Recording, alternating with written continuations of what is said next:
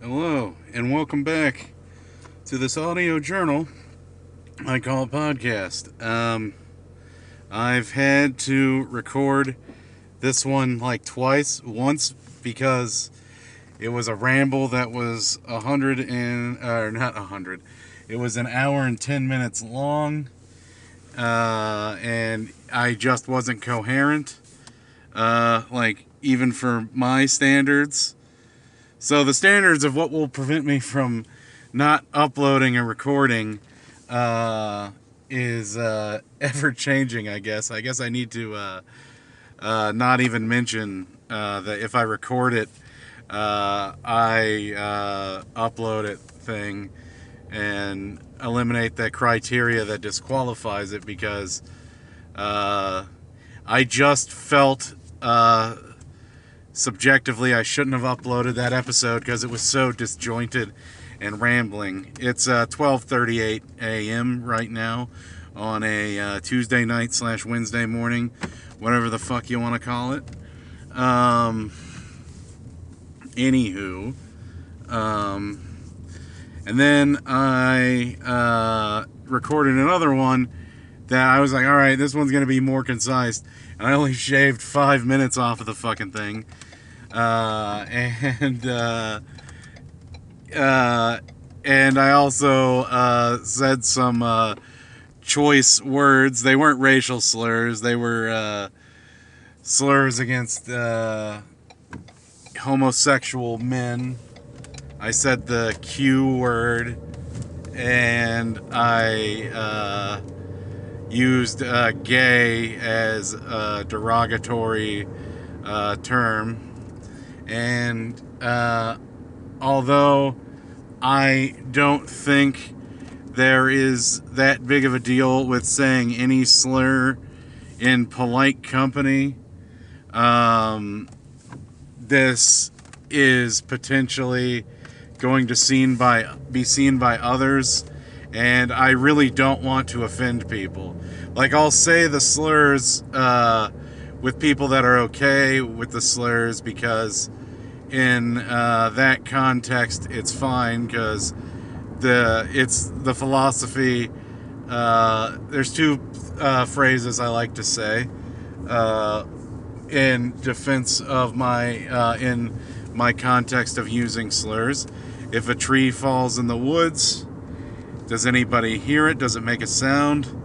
And forbidden fruits taste the sweetest. So all sorts of slurs that, oh, you can't say that, that'll get you canceled. They make it appealing because of, like, the taboo, even though I really don't hate any group of people in all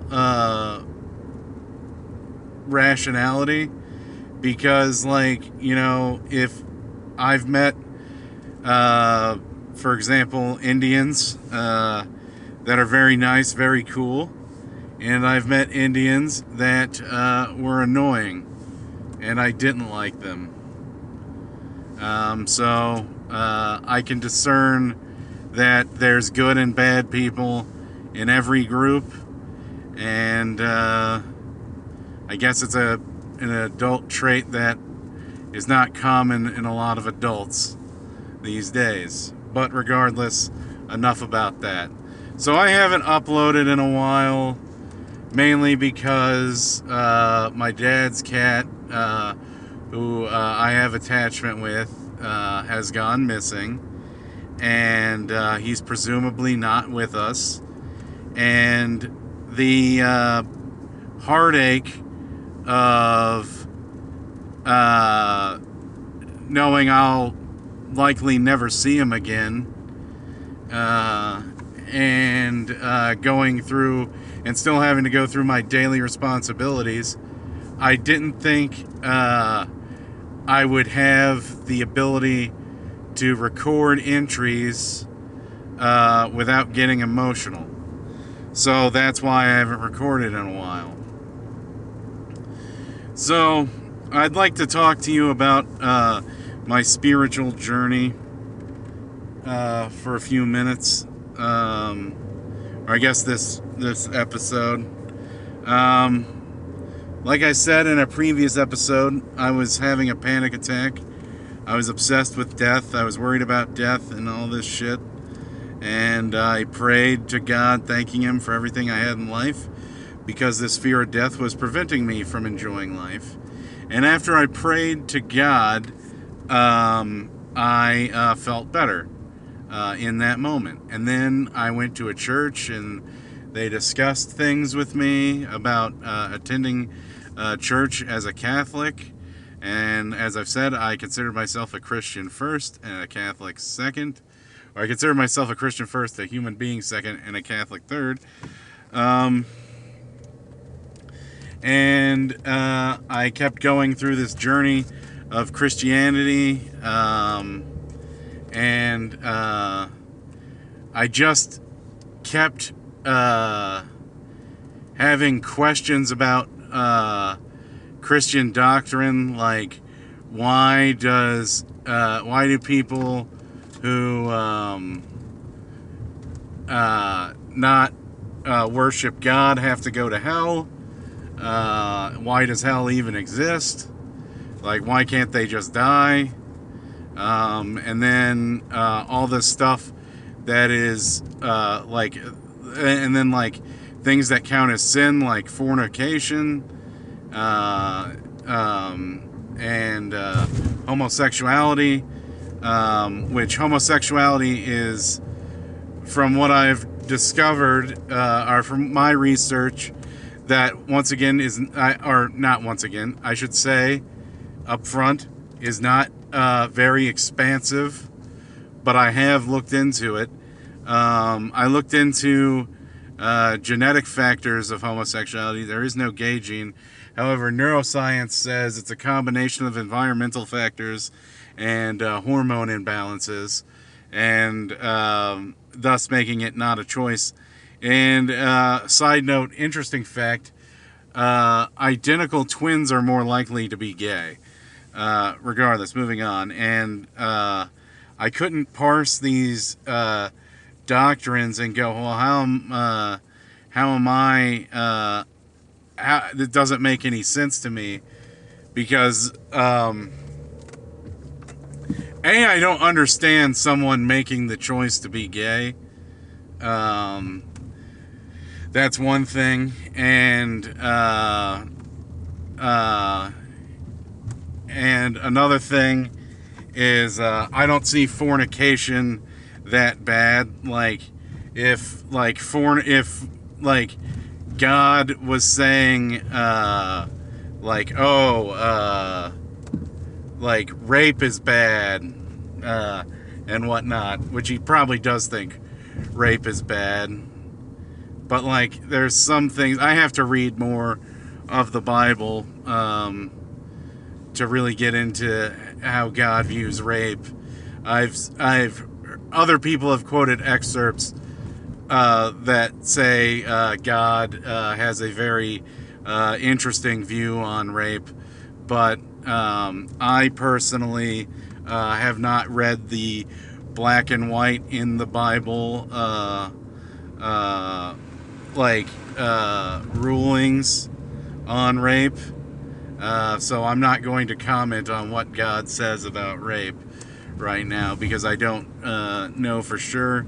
I want to read it in the Bible with my own eyes. I don't want to have AI look it up for me like I had been doing when I was discussing Christian doctrine with AI.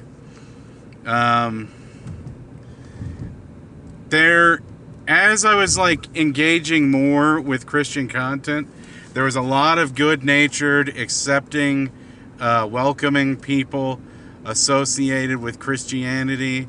A guy I like, which a lot of non-religious people may not like, but I see him as very genuine, is Cliff Connectley. I like him. He seemed like a very nice guy. And he doesn't deny science and stuff like that, so I like Cliff. And Cliff is not hateful. So I like him a lot. Now, there are other groups of people, there are other Christians, content that that like seems to really enjoy the apocalyptic prophecies of the Book of Revelations, which I haven't read the Book of Revelations yet. I only know excerpts, and I don't want to quote excerpts of the Book of Revelations. But like these people, they're really big into the Antichrist and the false prophet and all this stuff, and then like they're always like they're basically going like they basically have this thing of like you have to be skeptical of like every church and whatnot. It seems like one content creator that I don't like is Impact Video Ministries, simply because he delves in a lot of apocalyptic stuff, like such as stuff from the Book of Revelations, and he delves into he basically tells you all the ways you're gonna go to hell. And then another thing is like I live with two people who aren't Christian, and I was like, well, can I watch secular media? And a lot of them said, oh, nope, just stay away from it. And I go, all right, whatever. Like, and I go like, because I was like worried, like, you know, you can't do this fantasy stuff, you can't do there was like, oh, you should be weary about certain games and like certain video games you play and whatnot, and I'm like, okay, that makes sense. And they go like clear good and evil and whatnot, whatever. That's what AI was explaining to me. And then like basically every YouTuber was like, don't watch secular media. So like there was this bizarre isolationism that I saw a lot of, not every Christian YouTuber, but a lot of Christian YouTubers were basically saying that you should like kind of remove yourself from the secular world. And I go, in my mind, I work in the secular world. My roommates are secular people. The majority of my friends are secular people. I can't excommunicate people. Like, I'm not gonna kick my roommates out to invite Christian roommates in. I'm not gonna do that. I'm not going to just break ties with all my friends that aren't religious. That's stupid. And I'm not going to unsubscribe from every streaming service except PureFlix and only watch PureFlix. Like it just seems bizarre. They were like, oh, you can't do that. And then they go swear words. I've been saying swear words a lot more lately. It's just fun to me. I just like swearing, and the Bible's not really clear on swearing, because like the Bible was written like many ages ago. So like the language is totally different.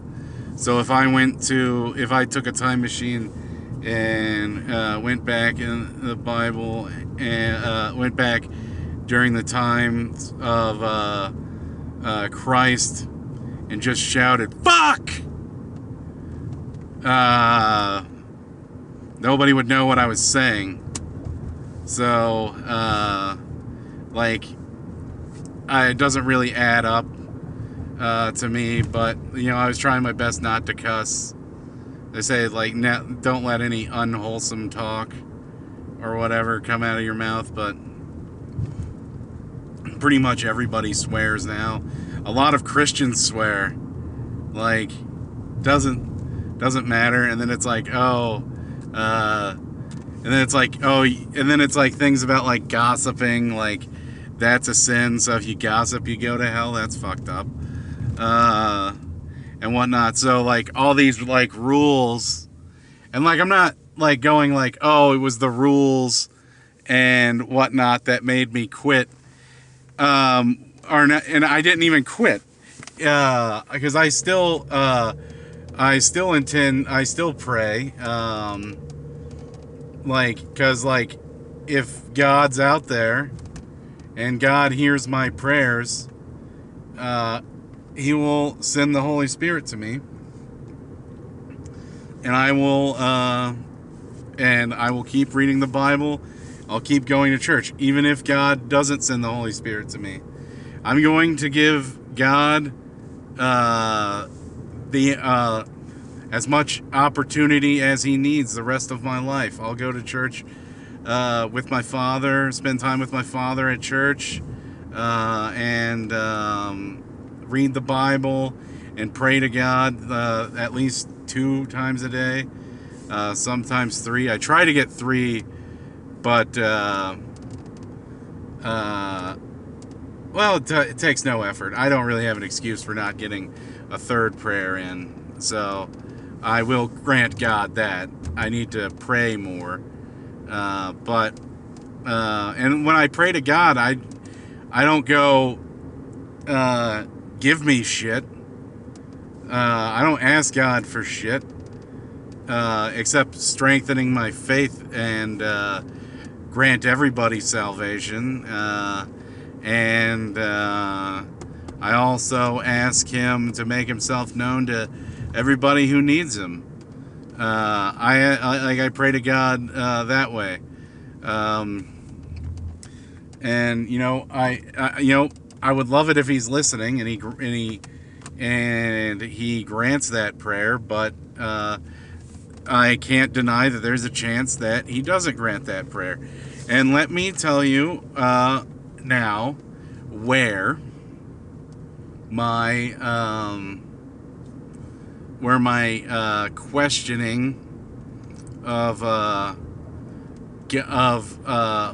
the faith of Christianity comes from. So I was sitting there, and I go, I got to get rid of these lustful thoughts somehow. I feel the urge to engage with pornography. I feel the urge to do all this bad. I have all these lustful thoughts about women I see at the gym and whatnot. And I go, okay. So I start watching Christian videos for inspiration, and I watch this Orthodox bishop, and he's saying, Satan comes at your weakest moments. Now, I don't necessarily believe in Satan, but I see Satan as more. I'm more or less through my theological opinion is that Satan is metaphorical, and he's a force for your desires rather than a entity, like a spiritual entity. That's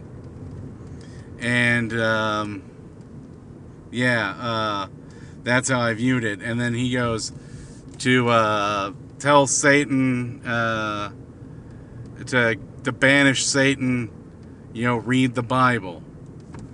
And I was like, all right, I have to take up the effort to read the Bible. So on YouTube, I load up a reading of the Bible, the Catholic Bible, and the Catholic Bible starts going. It's like somebody's reading it. Words are scrolling on the screen, and there's a voice reading it. Okay, that's how I was like, all right, I passed I wrote a pretty cognizant book report on the book Babbitt by doing something like that, by reading the book Babbitt like that, because for some reason I had a hard time. I had a hard time, like just like sitting down and reading a book for the longest time. Now I love reading, but for the longest time I just could not read a book in its entirety. Anyways, I'm reading the Bible, and it goes through God creating the earth, and I go, all right. From what I know about science, this doesn't really track, but I'll keep going. And then it goes to Adam and Eve, and then from that, I go, well, I know a lot about evolution and whatnot, and because I used to research evolution a lot, I was really fascinated with it in high school and afterwards. So I started reading. When I started reading Adam and Eve, I go, all right, and then like I know enough about evolution to where I go, I can't sign off on that. And then like it gets to Noah's Ark. And I go, yeah, there's no, like, that's even more dubious because, like, I never, like, knew it. And so I just go, I can't really parse Genesis. I can't really take Genesis. I can't parse everything I know about science and, like, accept what's being taught in Genesis. And there's a lot of people that just say, oh, Genesis is just folk tales. Doesn't that make the whole Bible folk tales? If I look at it like that, like there's no, like, it's putting it on a shaky foundation. And the thing is, when every Christian YouTuber goes, just read. And I'm not saying these people are, like, dumb or whatever, or, like, maybe they grew up more religious than I did, and so they're more, like, in tune with the Bible than I would ever be. But it's just like everything I know about science goes against the Bible, like goes against everything Genesis is talking about. And then I start looking into it, and I go, start looking into the story of Sodom and Gomorrah, and I go, well, then I realize that they don't know where this city is. Like some people go, oh, we think we might have found it, and it turns out to not be this city. But, like, there's no, like, it just doesn't make sense. And then, like, I go, okay, the audiobook thing doesn't have the whole thing, so I'm eventually going to have to go to a different source for the rest of the Bible. So I go on Amazon and I look up to buy a Bible. And, like, of course, they want you to buy, like, the fancy leather-bound ones or these hardcover ones. And they're nice. And once I finish reading the Bible, I will buy one of those to commemorate having read the entire Bible. But they're like $50. And I go, I don't want to spend $50 on it, especially if I'm gonna, like, kind of, like, I just was like, I need the paper book, like, because I'm not gonna like subject a nice leather-bound book to constant wear and tear. Like, I just think that's dumb. But so I buy a study Bible of the Catholic Bible. Got all the 70 whatever books of the Catholic Bible. So I go, awesome. I'll read this. Hell yeah.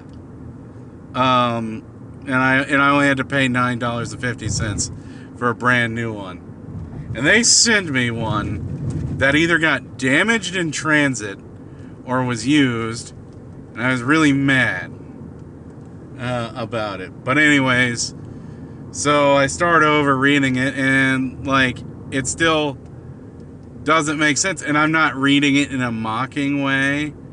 I'm reading it going, all right, give me something, make me feel something. I want to feel something. I'm not going into this reading of the Bible as a way of like mocking it. Like, but like the thing about the book of Genesis, like from the word go, it all just seems so dubious to me, because like evolution is an observable thing in reality. And like, yes, the Big Bang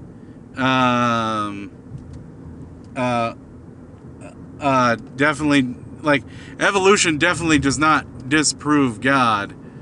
But if this is supposed to be like, we're supposed to, if we go, we can no longer take parts of Genesis seriously or literally. Why is it in the Bible still? Like, if it's just ancient Hebrew folklore, why is it in the Bible? Because, like, the thing about things of Genesis is, like, the thing about the whole religion, the Judeo-Christian religion, is like Adam and Eve ate the apple, and that caused original sin. And, you know, if I know that humanity originated from a species of ape, that's an oversimplification. If I know that humanity evolved from an ape-like species, then then I can't necessarily believe that humanity was created out of the dirt, and I certainly can't believe that a snake talked to a woman and convinced her to eat a fruit, and therefore we are all bad. Like, I kind of don't understand that. Like, I kind of don't understand that concept, but, you know, maybe if I read the Bible more and more, I will understand that concept. I would like to understand that concept, because I see a lot of Christians, I know a lot of Christians, and they're happy people, they're nice people, and, you know, they're assured in their faith, and I want that. I'm like envious of that, and you know, and you know, envy's a sin, so I'm already fucking up. But yeah, it just doesn't.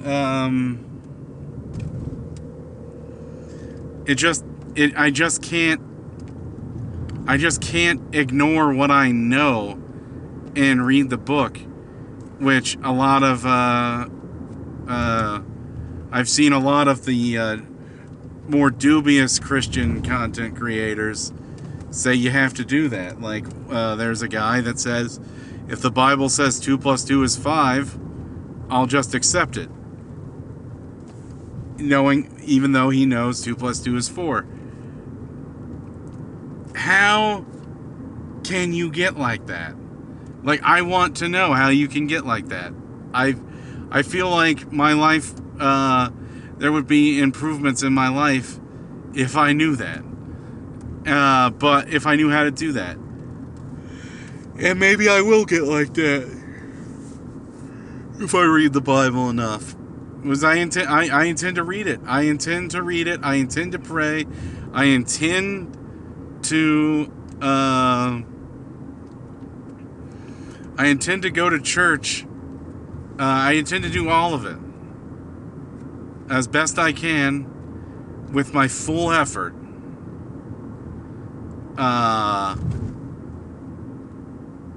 To feel something. And then that reminds me of this woman that I don't like, but I find her attractive. I don't like what she says. She said in this, she said something to the effect of Dale Carnegie's book, How to Win Friends and Influence People, was like anti-Christian. And, like, I was just like, how? It doesn't talk about anything spiritual or religious. Like, yes, he mentions, he quotes Buddha, he quotes Jesus, and he brings up the commonality that all religions have of do unto others. Like, how the fuck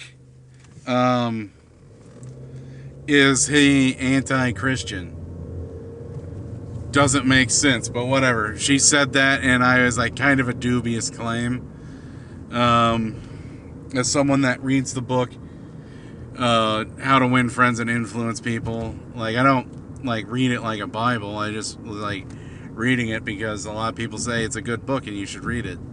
And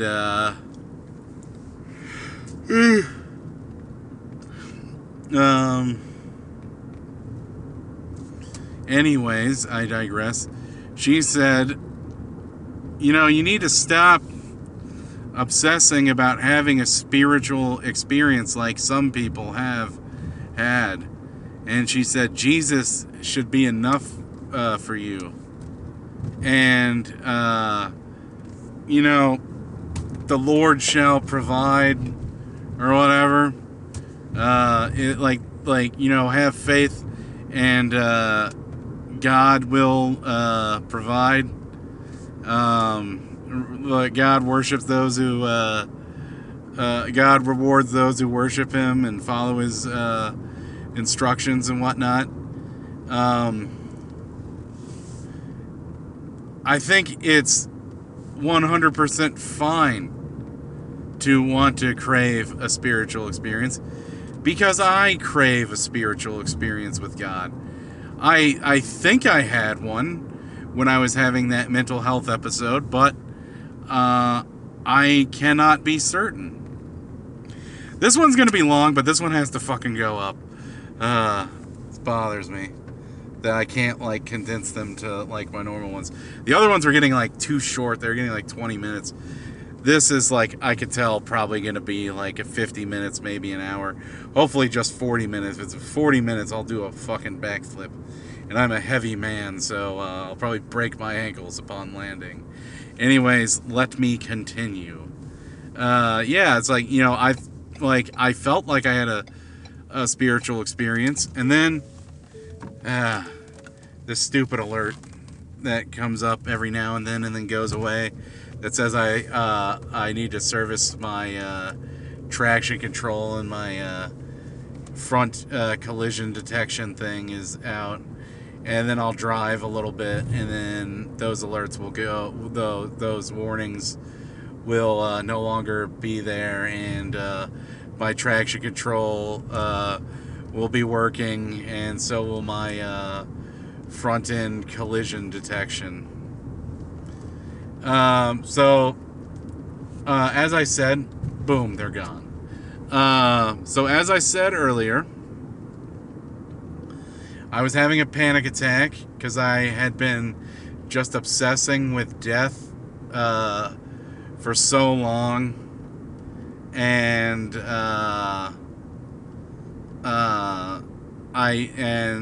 it just dawned on me to pray and thank God for what I have in life, so I could go back to enjoying life. And I felt better, and I felt like maybe that was, like, it moved me to tears, and I felt like maybe that was the Holy Spirit. And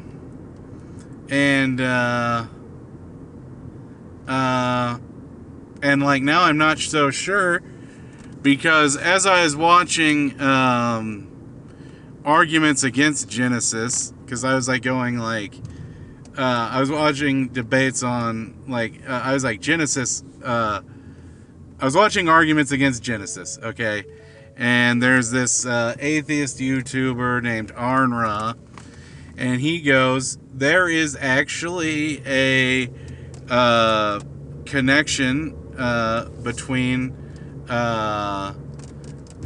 people with substance abuse issues. He said like alcoholics, drug addicts, like that, and people that are religious. There's a correlation between them, that they have similar brain function, and neuroscience figured that out, or neuroscience found that. And I went like, that's just gotta be a dubious claim of him trying to make Christians seem like stupid or something like that. And so I did what I normally do, and I asked Grok, the AI program. I asked Grok, and I said, hey, I heard this, that religious people and people with substance abuse issues have similar brain chemistry, and it seems like a dubious claim. And then Grok goes, no, it's actually not a dubious claim, and he gave me all the information, and I can't recite it back to you, but he said that prayer helps release cortisol or some other hormone or whatever, some other chemical, and I go, maybe that's what happened when I prayed. And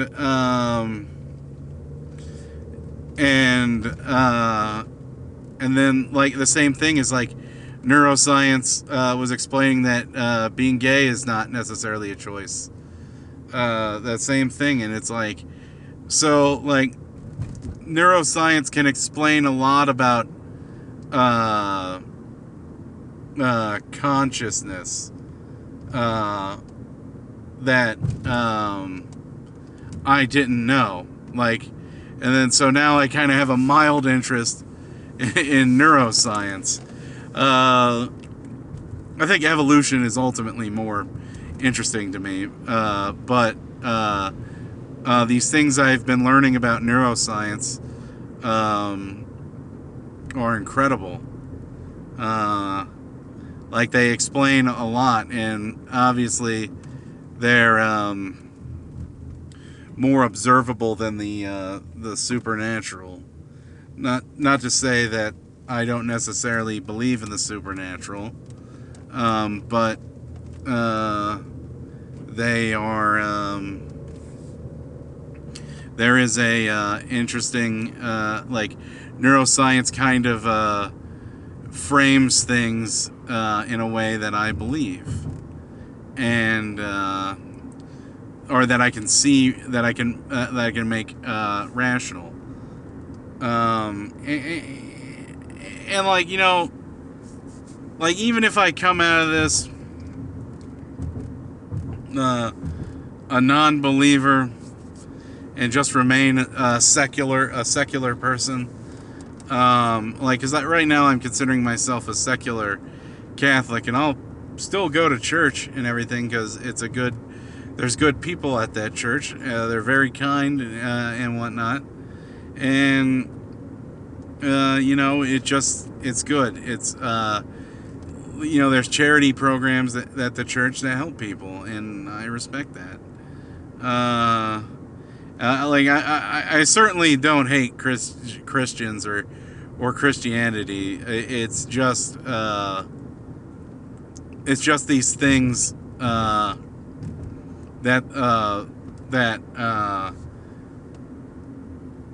it's just the things that are being taught, that are said in the Bible, that don't track with what I understand of the world, what I understand of science. Like, and I'm not in it. I don't have a degree in anything. My area of expertise is DoorDash and driving, and I have some minute skills in computer programming and running a Linux system. Like, so I'm not going to say I'm this elite archaeological authority or a biology authority or anything like that. I'm definitely not a theologian, because theology isn't as fascinating to me as it is to other people. But regardless, yes, I am having, as I read the Bible, I'm having doubts that I am truly a believer in Christianity. I respect Christianity. There's obviously it's not perfect, but because I've said that there's things in this video or in this installment, I've said things that I just don't agree with in Christianity, and I don't hate Christians. I don't hate Christianity. It's just, and I don't want to say that, oh, you're stupid if you believe in the Bible, because I know plenty of smart people that believe the Bible, that read the Bible and believe every word of it, or at least they seem to believe every word of it. I don't know. So I vow that I will keep reading the Bible, and I will keep reading it and rereading it, because I think it's very important to engage with the thing before I decide if I believe it or not fully, because I'm not going to say I disbelieve. I'm just going to say the advice I have been given by other Christians simply doesn't make sense. And I guess I should read the Bible and discuss it with other people that are more experienced in theology. That's also a good idea. But I'm not entirely comfortable of finding a random dude at church and saying, "Hey, I read this in the Bible and it just doesn't make sense to me. Can you explain it? Can you give me your explanation or your interpretation of what this means?"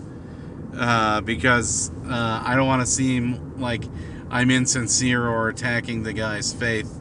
I don't want people to be on guard. I don't want Christians to be on guard when I ask them questions about the faith of Christianity. Like, I don't want them to be on guard, because I want to respect them, because I respect a lot of Christians, because they're nice people. That are nice people. They're like, earlier today, I'll tell you one guy I don't respect, Charlie Kirk. I listened to Charlie Kirk debate somebody about the Bible, and he sucks at debating about the Bible, because it was shown that he was like, I'm just talking about the New Testament, blah, blah, blah. The Old Testament doesn't apply. We have a new covenant under Christ. And then you go to another debate where where he starts saying that where this one guy goes, all right, you're always quoting the Old Testament, but I've never heard you quote the Apostle Paul. And then he says that the Old Testament still has weight, even in the New Covenant. And I guess he's right, but, whatever. So it looks like this one isn't going to be as long as the other one, so this one's got to go up. That's all I really have to say. The next installment, hopefully tomorrow, maybe after the gym, maybe make one tomorrow after my gym appointment in the morning. And I won't talk about the Bible in that one. I just felt like it was necessary because I've talked about my being Christian in this, and then reading the Bible and being unable to parse it with the scientific knowledge that I have acquired from my education and whatnot. So, at long last, if you listen to this, thank you.